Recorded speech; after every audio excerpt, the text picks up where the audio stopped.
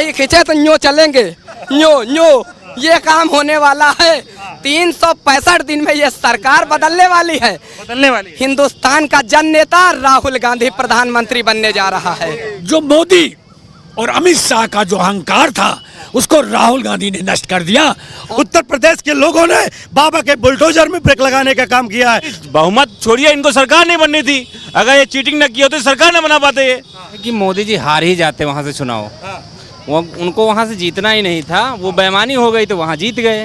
बेईमानी कर बहुत भयंकर बेईमानी। ये मोदी सरकार है सिर्फ मीडिया के प्रचार प्रसार से आगे बढ़ती है और अपने इष्ट मित्र को बढ़ाने का काम करती है। जगन्नाथ को भूल जाएं, जैसे अभी राम को भूल गए। पहले तो बहुत नारा लगाए हम राम को लाएं, जो राम को लाया हम उनको लाएंगे।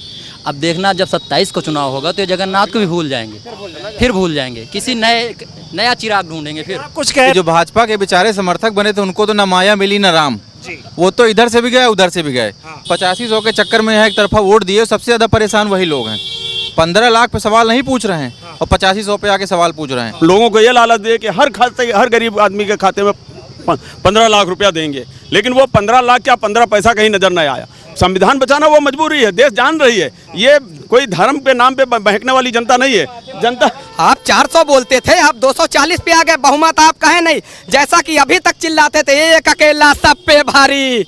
अब जो है एनडीए का नाम ले रहे हैं। अभी तक क्या होता था, मोदी की गारंटी। उड़ीसा में वहाँ अडानी अंबानी को जो है जमीन दिलवाएंगे, वहाँ घोटाला करेंगे। नीट एंड क्लीन बच्चे उसमें बैठते हैं, वो बेईमान बच्चे थोड़े हैं। बेईमान तो ये हैं जो कर रहे हैं। इनके साथ कार्रवाई भी होनी चाहिए और इनको जेल में डालना चाहिए। तो वो जीत गए, फर्जी जीत गए। हमारे अजय राजी जीत रहे थे और जो कहते थे संविधान खत्म कर देंगे, उठाएं संविधान, ऐसे माथे लगा रहे थे, ये स्थिति कर दी। त्याग और बलिदान की देवी मां सोनिया गांधी यहाँ से सांसद रही हैं। उनकी दादी लौ महिला प्रधानमंत्री स्वर्गीय मती इंदिरा गांधी जी यहाँ से प्रधानमंत्री चुनकर गई। यहाँ पे प्रधानमंत्री मोदी जी आते हैं, बीजेपी अध्यक्ष जो है नड्डा जी आते हैं, अमित शाह जी आते हैं। ये किस मुंह से रायबरेली में आते हैं? आप लोगों ने रायबरेली को क्या दिया? AIIMS Raebareli dream project Sonia ji लाती हैं, 900 बेड का होता है। आप काट के 300 बेड गोरखपुर में शिफ्ट कर देते। अगर आपकी सरकार डबल इंजन की इतनी विकासवादी थी तो गोरखपुर में नया एम्स आप शिफ्ट कर देते। हम रायबरेली निवासियों का हक क्यों छूना? आखिर कोरोना काल में वो 300 बेड होते तो रायबरेली का नौजवान बच्चा ना मरता, बुजुर्ग बहनें और माताएं ना मरती। आपको शर्म आनी चाहिए। किस मुंह से आप रायबरेली में वोट मांगने आते हैं?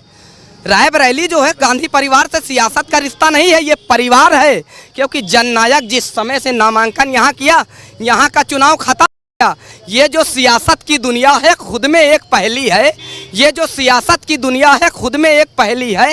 क्या बतलाऊं कितनी मुसीबत कितनी साजिश झेली है। आज यहाँ का बच्चा एक ही सुर में बोल रहा, रायबरेली के राहुल और राहुल की रायबरेली है। छोड़ दीजिए उत्तर प्रदेश के मुख्यमंत्री का पद, छोड़ दीजिए प्रधानमंत्री का पद, बैठ जाइए राम जी की जगह। आप जब राम को ला सकते हैं तो राम जी को ना बैठा लिया, आप बैठिए ना। और ये उत्तर प्रदेश में जो करण अर्जुन की जोड़ी राहुल गांधी और अखिलेश यादव की आई थी, ये जो 33 पे आए हैं, 27 में ठाकुर तो गए हो काम से, 27 में ठाकुर तो गए हो काम से। लोग लीलगाह से ही परेशान थे, दूसरे इन्होंने गाय जानवर छुड़वा दिया। हर आदमी जो है कि खेत ताक करके अपने दिन गुजारे। जो परेशानी झेलनी पड़ी उसी का परिणाम में हुआ कि इनको एक तरफा हराया गया। ये वही रायबरेली है जिसने इंदिरा गांधी को यहाँ से जिताकर देश का प्रधानमंत्री बनाया। ये वही रायबरेली है जिसने राजीव गांधी को यहाँ से जिताकर देश का प्रधानमंत्री बनाया। ये वही रायबरेली है जो आज राहुल गांधी को 4 लाख से अधिक वोटों से जिताकर देश की कुर्सी में बैठाने का प्रयास किया। भगवान भरोसे सरकार चल रही है। भगवान ने इनको ऐसी लाठी मारी है कि अब एक टांग पे चल रहे हैं। इनको एक बैसाखी की जरूरत पड़ी है। अगर अभी भी ये इसी तरह करते रहेंगे तो इनकी दोनों टांगे भगवान तोड़ देंगे। नहीं हुई है। वहाँ तो कांग्रेस पार्टी जीतने जा रही थी, ये तो वहाँ से फर्जी जीत गए बेईमानी होके। और वही नहीं, कई सीटों पे बेईमानी हुई है, बहुत सीटों पे बेईमानी हुई। बेईमानी होके सरकार बनी है इनकी बेईमानी से। हाँ बिल्कुल। एग्जाम नहीं होता है तो ये मान के चलिए 24 लाख बच्चों के साथ बहुत बड़ा अन्याय होता है। बच्चे लड़ाई नहीं लड़ सके क्योंकि जो बच्चे परीक्षा में बैठते हैं वो इंटर पास बच्चे बैठते हैं, न कि बहुत बड़े परिपक्व और बहुत बड़े लड़ाकू बच्चे बैठते हैं। वो अभी जो है वो पढ़ने की उम्र होती है। उनके साथ अगर अन्याय होगा तो समझ लो भारत देश के बच्चों के साथ अन्याय हो रहा है। और एनडीए का मतलब है नीतीश नायडू डिपेंडेंट अलायंस, दोनों तरफ बैसाखी लगी है। जैसे भाई घमंड तो रावण का चकनाचूर हो गया है। ये मोदी जी किस खेत की मूली है? मोदी जी का जो घमंड था, ये भी 400 पार की बात कर रहे थे, मथुरा में काशी में 5 लाख की बात कर रहे थे, लखनऊ में 4 लाख की बात कर रहे थे, रायबरेली में राहुल गांधी की जमानत जब्त करा रहे थे। क्या हुआ? क्या हुआ? दुनिया के सामने सच क्या है?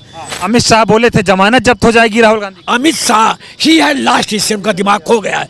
कहते हैं जब विनाश काले विपरीत बुद्धि, जब आदमी का विनाश होता है तो उसकी बुद्धि नष्ट, उनको उल्टा दिखाई दे रहा था। आज वो क्या देख रहे हैं कि राहुल गांधी दोनों स्थानों से ऐतिहासिक जीते। रावण का अहंकार राम ने खाया, नष्ट कर दिया। हिरण्यकश्यप का जो अहंकार था उसी के बेटे प्रहलाद ने नष्ट कर दिया। और उसके बाद स्मृति ईरानी सिलेंडर उनका फट गया, जो सिलेंडर लील है उनका सिलेंडर फट गया। अमेठी में एक नया नव निर्वाचित मकान श्रीमती स्मृति जुबरीन ईरानी का बिकाऊ है। संपर्क करे पूर्व केंद्रीय मंत्री स्मृति ईरानी जी से, जो एक मकान इन्होंने बनवाया था कि मैं यही के निवासी हूँ, बता रही थी लोगों को कि मैं यही के निवासी हूँ, मैं यहीं रहूंगी, ये करूंगा, विकास करूंगा, फलाना करूंगा। अमेठी की जनता के ऊपर इन्होंने इतना भ्रष्टाचार किया, इतना तानाशाही किया जिसका कोई जवाब नहीं है। आप बता दें कि वर्णन नहीं कर सकते इन्होंने इस तरीके से वहां पे अत्याचार किया। आप ये जान लीजिए, इन्होंने वहां पे केवल और केवल धर्म की राजनीति करी, केवल रेटियां से की, दलितों को परेशान किया, ओबीसी को परेशान किया, सबको परेशान करके रख दिया था इन्होंने।